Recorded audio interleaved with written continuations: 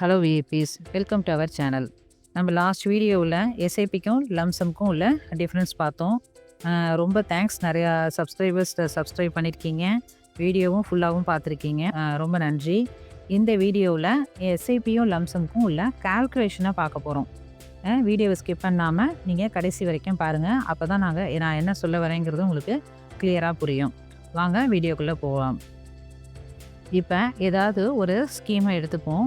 இந்த ஸ்கீமை இப்போ என்ன என்ஏவி போயிட்டுருக்கு அப்படின்னாக்க 48 ரூபா 48.471 இதுதான் இப்போ கரண்ட் என்ஏவி போயிட்டுருக்கு.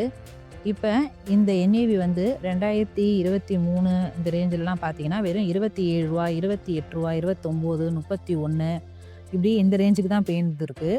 ஆனால் வித்தின் 1 இயருக்குள்ளே இப்போ 48.471 போகுது. அதாவது நீங்கள் லாங் டேர்ம் போடும்பொழுது தான் இது நல்ல ஒரு க்ரோத் இருக்கும் லம்சமில் போடும்பொழுது. இப்போ ஒரு எக்ஸாம்பிளுக்கு உதாரணத்துக்கு ஒரு 1 லேக் வந்து இப்போ உள்ள என்ஏவிக்கும் ஒரு வருஷத்துக்கு உள்ள என்ஏவிக்கும் கம்பேரிசன் பண்ணி இந்த வீடியோவை பார்ப்போம். ஒரு 1 இயருக்கு முன்னாடி, அதாவது 13/12/2023 அன்றைக்கி டேட்டா எடுத்துப்போம். அன்றைக்கி இந்த ஸ்கீமோட வேல்யூ எவ்வளோ இருந்தது என்ஏவினா 31 ரூபா 729 அப்படிங்கிற என்ஏவி இருந்துச்சு. 31.729ங்கிற என்ஏவி இருந்தது. அப்போ 1 லேக் நீங்கள் இன்வெஸ்ட்மெண்ட் பண்ணியிருந்தீங்க அப்படின்னா உங்களுக்கு எவ்வளவு யூனிட் அலாட் ஆகும் அப்படின்னாக்க 3151.69 இந்த யூனிட் தான் அலாட் ஆகும்.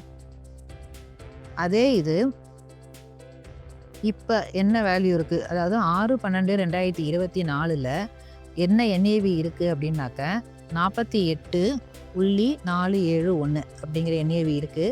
ஸோ உங்களுக்கு யூனிட்டுங்கிறது எப்பொழுதும் மாறவே மாறாது. 3151.69ங்கிற யூனிட்டுங்கிறது மாறாது. ஆனால் உங்களுடைய போட்ட வேல்யூ மட்டும் என்ன ஆகும், ப்ரெசன்ட் வேல்யூ கரண்ட் வேல்யூ என்னவாக இருக்கும்னாக்க 1,52,765 ரூபா இருக்கும். அதாவது 3151 யூனிட்டு இன்ட்டு என்ஏவி பண்ணி பார்த்தீங்கன்னா அந்த வேல்யூ வந்துடும். ஸோ உங்களுக்கு ப்ராஃபிட்டில் நீங்கள் 52,765 ரூபா இருப்பீங்க. இதுதான் லம்சமாக போடக்கூடிய இது வந்து ஒரு சைடு, இது வந்து ப்ராஃபிட்டான சைடு.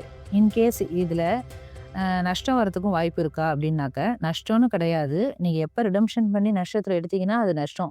ரிடம்ஷன் பண்ணாத வரைக்கும் அது உங்களுடைய வேல்யூ தானே வேஞ்சி அது வந்து லாஸுன்னு சொல்ல முடியாது. நீங்கள் வந்து அந்த டயத்தில் க்ளோஸ் பண்ணாமல் லாங் பீரியட் இருக்கும்பொழுது கண்டிப்பாக அது ப்ராஃபிட்டாக மாறும். ஆனால் இந்த மைனஸில் வரும்பொழுது அசலே குறையும் பொழுது இந்த பிகினர்ஸ் பயந்துருவாங்க. அதுதான் நான் சொன்னேன். அதுக்கான எக்ஸாம்பிளை இப்போ அடுத்தது பார்ப்போம். இப்போ அதே 1 லேக் வேல்யூ போடுறோம். ஒரு செப்டம்பர் மாதம் எடுத்துப்போம். 17/9/2024 பொழுது 48.435 என்ஏவி இருந்தது. அந்த என்ஏவியில் எவ்வளோ யூனிட் அலாட் ஆகும்னா 2064.62 யூனிட்டு அலாட் ஆகும் அந்த டேட்டில் வாங்கியிருந்தாக்க.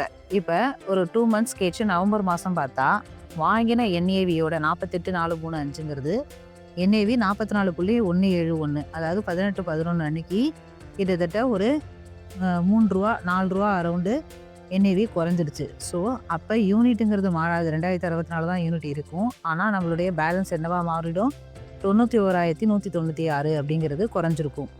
ஸோ பிகினர்ஸாக இருக்கிறவங்க என்ன செய்வாங்க, போட்ட 2-3 மாதத்தில் நம்மளோட அசலே ஒரு 10,000 ரூபா குறையிறேன்னு சொல்லிட்டு பயந்து போய் ஸ்கிப் பண்ணி வெளியில் வந்துடுவாங்க. இதுதான் மியூச்சுவல் ஃபண்டில் நடக்கக்கூடிய பிகினர்ஸ் பண்ணக்கூடிய பெரிய தப்பு.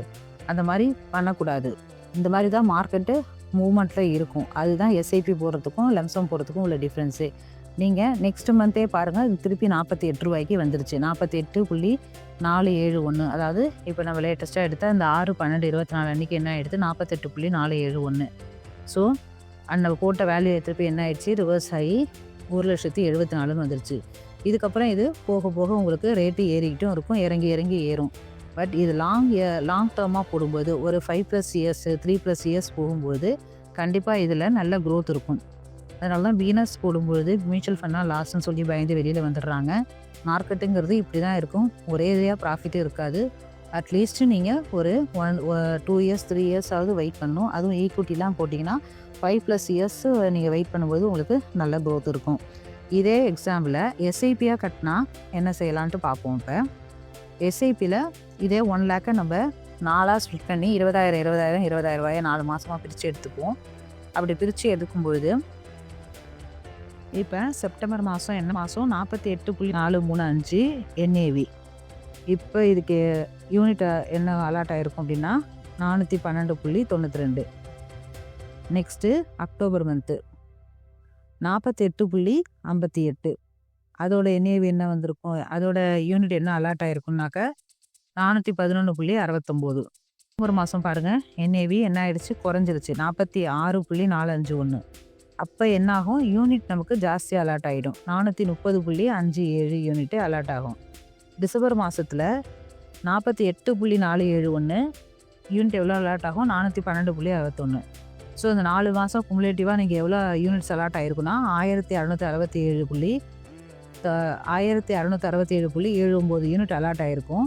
ஆனால் NAV என்னவாயிருக்கு பாருங்கள், இந்த 4ஐயும் கூட்டி 4 மாதம் டிவைட் பண்ணால் தான் அந்த ஆவரேஜ் NAV 47.98 47.984 அப்படிங்கிற NAV நமக்கு அலாட் ஆகிருக்கும். இதுதான் நீங்கள் மொத்தமாக வாங்கிறதுக்கும் ஸ்ப்ளிட் பண்ணி வாங்கிறதுக்கும் உள்ள வித்தியாசம். அதே 1 lakh தான் நீங்கள் செப்டம்பர் மாதத்துலேருந்து இன்வெஸ்ட்மெண்ட் பண்ணுறீங்க. அதே செப்டம்பர் மாதம் ஒரே ஒரு 1 lakh நீங்கள் 48.435 மேலே போட்டோம் இல்லையா, அந்த மாதிரி ஒர்க்கிங்ஸ் போட்டால் உங்களுக்கு 2064 யூனிட் அலாட் ஆகிருக்கும். நீங்கள் ஸ்ப்ளிட் பண்ணி வாங்கும்பொழுது ஒரு மாதம் ஏறும் ஒரு மாதம் இறங்கும். உங்களுக்கு ஆவரேஜ் ஆகி 1667.79 கிடைக்கும்.